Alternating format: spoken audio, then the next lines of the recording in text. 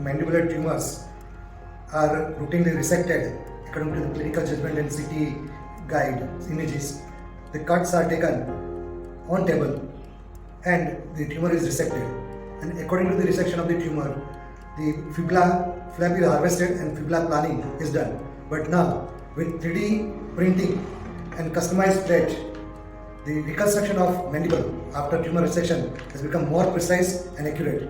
Because with 3D planning, 3D CT planning, the fibula cutting guides are provided, and according to this guide, after resection of the tumor, the precise measurement of the fibular segments are taken and fibula is cut according to the guide, and precise mandibular reconstruction is done with the free fibula flap and the customized plate.